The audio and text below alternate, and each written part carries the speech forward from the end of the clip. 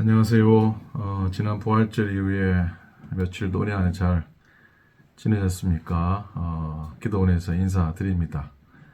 오늘도 교회에서 모이지 못하지만 영상으로 말씀 나누면서 또 은혜로 하루 지나고 또 말씀의 지혜로 또 하루 지나고 또 말씀과 함께 동행하는 하루 되시기를 축복합니다. 잘 나오셨습니다. 기도하고 말씀 묵상하겠습니다.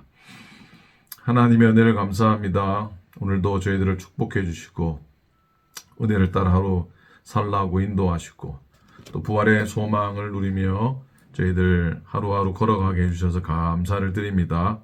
오늘 수요일 날 맞으며 성전에서 모이지 못하지만 말씀으로 영상으로 말씀을 묵상하려고 합니다. 하나님께서 우리 교우들에게 축복해 주시고 말씀의 지혜를 주시고 말씀을 따라 살 능력도 주시고 말씀으로 살아 누리는 축복을 풍성히 누리도록 하나님께서 인도하여 주시옵소서. 하나님이 교회를 인도하시고 살아가는 교우들, 특별히 연약한 교우들을 주님이 지켜 주시고 회복의 은혜를 더해 주시옵소서. 오늘도 부족한 종의 입술을 주장하셔서 듣는 기도 복되게 하여 주옵소서. 감사드립니다.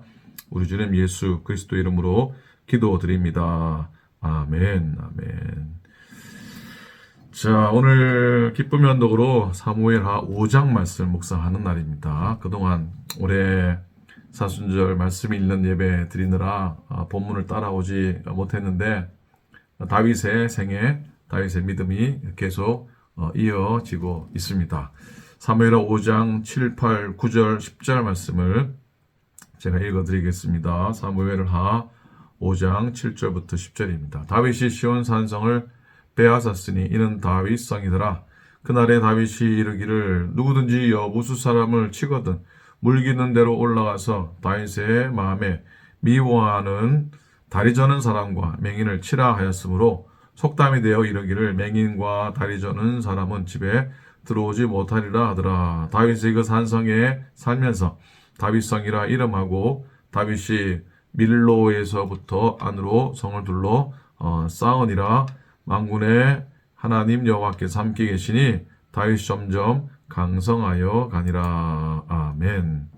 자, 이제 다윗이 통일왕국의 북이스라엘 남유다의 왕으로 등극하게 됩니다. 새로운 수도를 정하는 그 기록이 오늘 사무엘하 5장에 나와 있습니다. 3절에 1절은 나왔죠. 3절에 보면은 다윗이 온 이스라엘과 언약을 세우고 기름 부음을 받고 통일 이스라엘의 왕에 오르게 됩니다.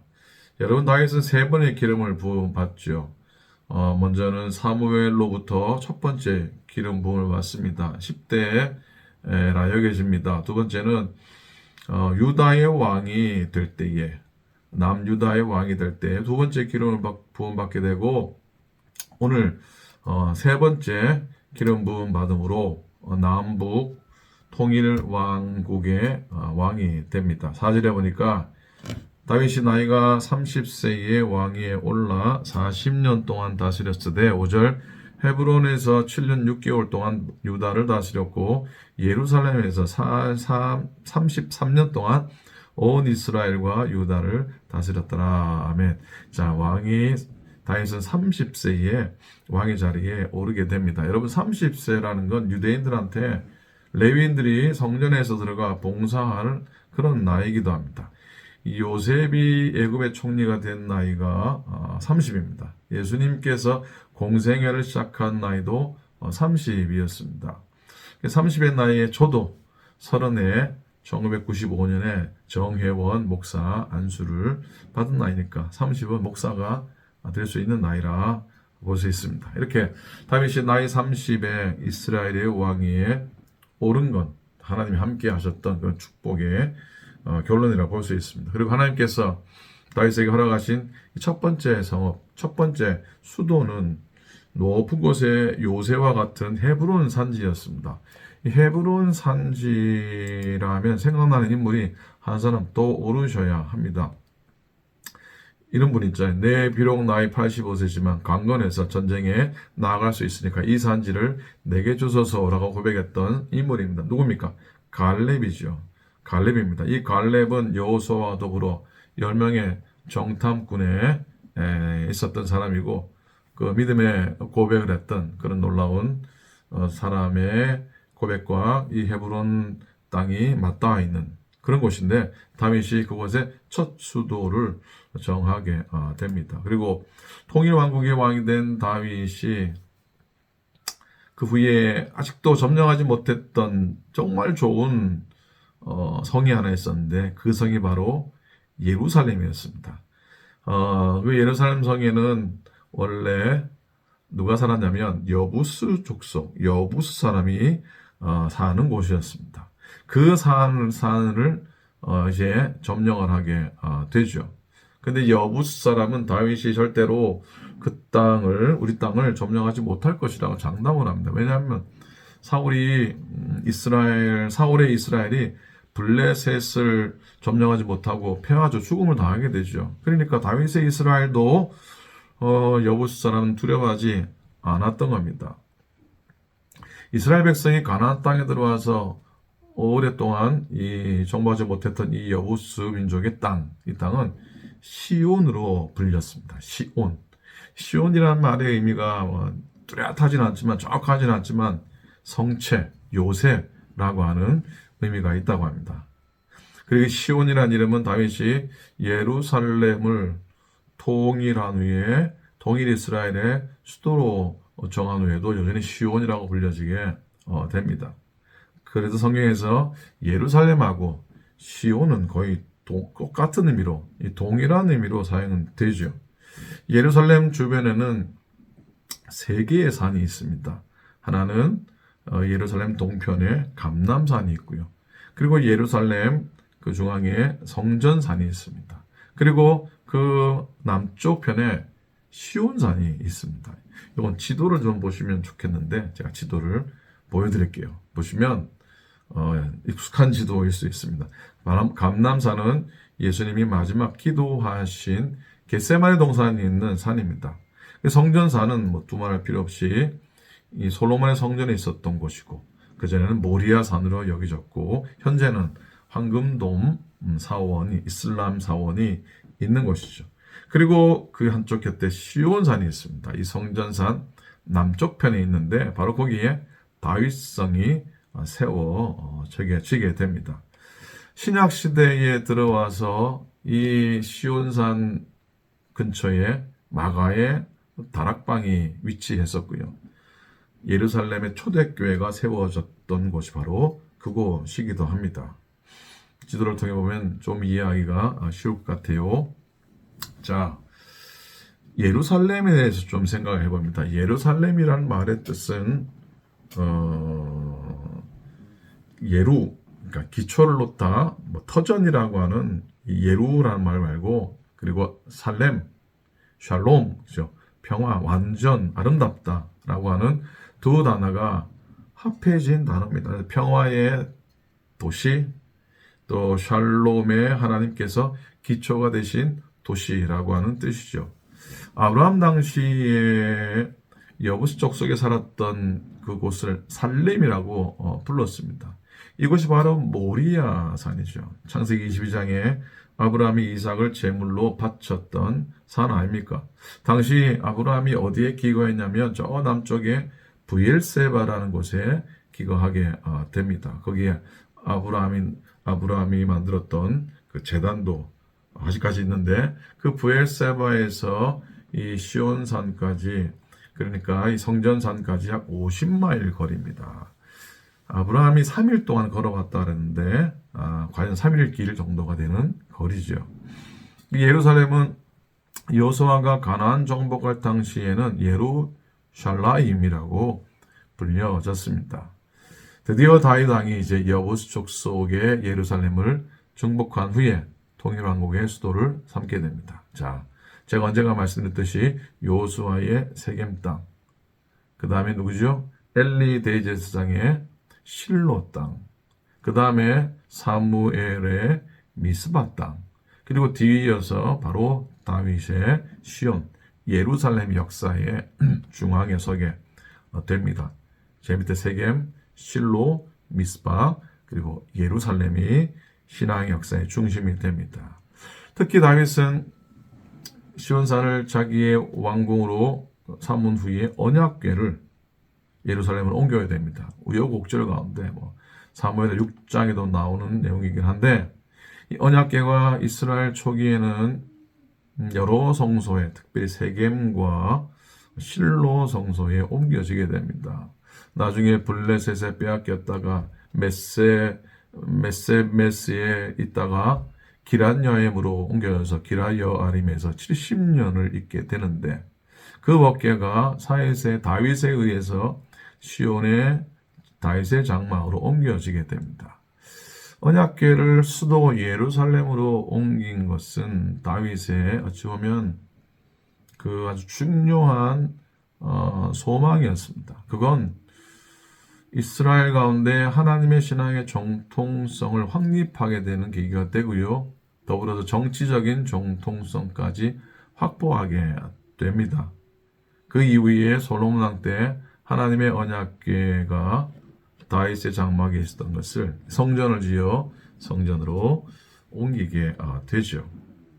자, 예루살렘 성전이 세워지면서 이스라엘인들에게 생겨난 것이 있는데, 그건 뭐냐면 그들이 어디 위치에 살든지 간에 예루살렘 성전을 향해서 하루 3번씩 기도했다는 겁니다.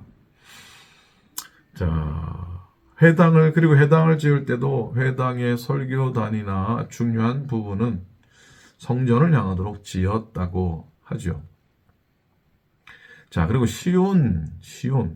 아까 시온의 뜻이 뭐라고 했었습니까? 시온이 성체 혹은 요새라고 말씀드렸는데, 이 본래 시온은 사마리아 성을 가리켰던 말이라고 합니다. 근데 시간이 지나면서 예루살렘 성을 지칭하게 되는 그런 변화를 겪게 됩니다. 자, 오늘 사무엘하 5장 7절에 다윗이 시온 산성을 빼앗았으니 이는 다윗 성이더라 그랬어요. 예루살렘의 성전산은 이스라엘 사람들의 그 성지 순례의 최종 목적지였고요. 그리고 성전산에 있었던 성전이 무너진 이후에도 이 시온산, 즉 성전산, 예루살렘이 기도의 방향이 됐습니다. 다니엘서만 봐도 이거죠. 예루살렘을 향한 창문을 열고 다니엘이 하루 3번씩 기도하게 하지 않습니까? 자, 그래서 지난 2000년 동안 그 넘게 동안 유대인들은 예루살렘과 성전상 방향으로 기도했고요. 그렇게 예루살렘, 시온 이런 이름들, 특별히 시온이라고 하는 이름이 산의 이름이었지만은 나중에는 예루살렘 전체를 가리키는 이름이 됩니다. 더 나아가서 이스라엘 전체를 의미하는 말이 됩니다. 그리고 예루살렘 성전이 무너지고 바벨론으로 포로가 되어서 끌려가서 살고 있을 때 시온, 자이언, 시온은 잃어버린 조국 땅 전체를 의미하게 됐습니다. 우리 찬송가에도 시온성과 같은 교회 그런 찬송도 있잖아요. 또 시온의 영광이 빛나는 아침. 그래서 시온이 하나님의 통치가 이루어진 세상의 비유적인 표현이 되었던 겁니다. 자, 따라서 이스라엘 민족은 그들의 거룩한 땅, 또 홀리랜드로의 귀향을 의미하는 가장 강력한 표현을 할 때는 시온이라는 말을 사용했습니다. 거기서 나온 말이 바로 시오니즘이라고 하는 사상이 나오게 됩니다. 자, 오늘 10절 말씀에 만군의 하나님 여호와께서 함께 계시니 다윗이 점점 강성하여 가니라 했어요. 전쟁가 하나님이 다윗과 맺은 그 언약, 사무엘상 7장인가요 8장인가요 묵상할 때 하나님께서 다윗과 언약을 맺으시면서 무조건적인 언약을 맺습니다. 조건도 걸지 않았고요. 정말로 지키지 않으면은 내가 어떻게 하겠다라고 하는 그런 말씀도 하지 않았어요. 무조건 다윗의 집안, 다윗의 나라를, 다윗의 위를 견고히 세우겠다라고 약속을 해 주셨잖아요. 그러니 만군의 여호와 하나님이 함께 계시니 다윗이 점점 강성하여가 아니라 이 축복이 선언되는데 5장의 사무엘하 5장의 주제와도 같다 할 수 있습니다. 다윗은 애굽 총리 요셉처럼 30세의 왕위에 오르게 됩니다. 이런 다윗의 승리와 성공의 비결도 요셉과 똑같습니다. 창세기 39장 2절에 이런 말씀이 나오죠. 하나님께서 요셉과 함께함으로 그가 형통한 자가 되어 그의 주인 애굽 사람의 집에 있으니 그의 주인이 여호와께서 그와 함께 하심을 보며 또 여호와께서 그의 범사에 형통하게 하심을 보았더라 그랬어요. 자, 이 말은 이 고백이 요셉을 향한 고백인데 다윗과도 똑같다는 생각을 해보게 됩니다. 자, 하나님께서 요셉과 함께 하셨다고 했어요. 다윗도 마찬가지예요. 여러분, 인생의 결국은 하나님이 함께 하시는 사람이 되느냐 마느냐에 결정된다고 믿습니다. 하나님은 항상 우리 편이십니다. 믿는 자의 편이십니다. 하나님이 다윗의 편에 계시니까 점점점 강성하여져 갔던 것입니다. 자, 그리고 그렇게 되고 싶지 않으십니까? 오늘 말씀의 제목이 뭡니까? 인생에서 승리하는 비결이라고 했습니다. 세상에서 승리하는 인생의 처세의 방법도 많고 많지만은 우리 믿는 사람에게 있어서 세상에서 인생 승리하는 비결은 하나님 나와 함께 하시는 방법밖에는 없다고 믿고 또 확신합니다. 그렇게 확신하시기를 꼭 부탁을 드립니다. 여러분, 인생의 승리의 비결 하나님 함께 하시며 하나님 오늘도 나와 함께 계신다고 확신하는 사람이 되어야 됩니다. 상황이야 이럴 때도 있고 저럴 때도 있고 형편이야 이런 형편도 있고 저런 형편에 고할 때도 있지만은 하나님들 나와 함께 하신다는 고백으로 서기 부탁드립니다. 찬송가 중에 이런 찬송 가사가 있습니다. 옛부터 도움 되시고 내 소망 되신 주 이 세상 풍파 중에도 늘 보호하시리. 그런 찬송이 있잖아요. 옛부터 도움 되시고 내 소망 되신 주 이 세상 풍파 중에도 늘 보호하시리. 아멘입니까? 이 찬송의 고백이 여러분과 우리의 고백의 찬송이 되기를 꼭 부탁을 드립니다. 우리 하나님은 만군의 여호와 하나님이십니다.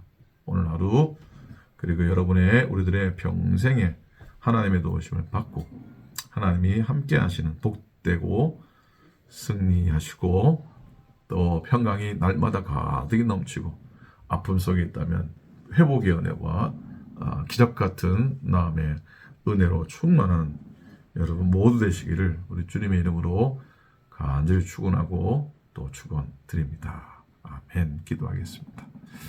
하나님 고맙습니다. 오늘도 잠시 하루를 살아가는 발걸음을 멈추고 말씀 앞에 서게 해주시니 참으로 고맙습니다. 하나님, 우리 인생의 승리의 비결이 어디 있습니까? 하나님, 많이 가진 것도 아니요, 많이 배운 것도 아니요, 내 사람이 많은 것도 아니요, 부모를 잘 만난 것도 아니요, 재산이 많은 것도 아니요, 하나님 학력이 좋은 것도 아니요, 건강이 좋은 것도 아니요, 내 인생의 승리의 비결이 하나님이 나와 함께 하시는 것이라는 사실을 늘 고백하며 살아가는 저희 되도록 인도해 주시옵소서. 주님이 나의 도움이 되신다는 사실을 늘 고백하게 역사해 주옵소서. 오늘도 살아가는 교우들을 지켜주시고 오클랜드 교회를 붙들어 주시고 속한 모든 가족들, 믿음의 권속들을 붙들어 주시옵소서. 이 세상 풍파 속에서도 하나님 은혜로 살아가는 하루하루 되게 도우시고 하나님 혼돈과 일상의 여러 재난 가운데서도 날마다 붙드시고 인도하시는 은총으로 서게 도와주옵소서. 오늘도 승리하게 하소서. 주의 도우심을 구합니다. 감사드립니다. 우리 주님 예수 그리스도 이름으로 축복하고 간절히 기도드립니다. 아멘. 아멘. 감사합니다. 저는 월요일 오후에 올라와서 목요일 낮에 다시 돌아가게 됩니다. 여러분도 계신 곳에서 기도 많이 하시고 금식 기도원이지만 금식은 못하고 절식을 하면서 지내고 있습니다. 여러분, 토요일은 7시 반 예배 드립니다. 꼭 기억하시고 다음 주일 성가대, 찬양대, 헌신예배, 또 시니어 삼계탕 사역, 다음 주 점심은 삼계탕입니다. 못 오시는 분께는 또 전날이 되도록 하겠습니다. 수고하시는 여러분들 수고에 감사를 드리고요. 또 많이 도와주시면 고맙겠습니다. 자, 오늘도 은혜 안에 평안한 하루 되시고 건강한 하루 되시기를 축복합니다. 토요일 날 아침에 또 주일날 여러분 뵙도록 하겠습니다. 부활의 소망으로 승리하십시오. 감사합니다.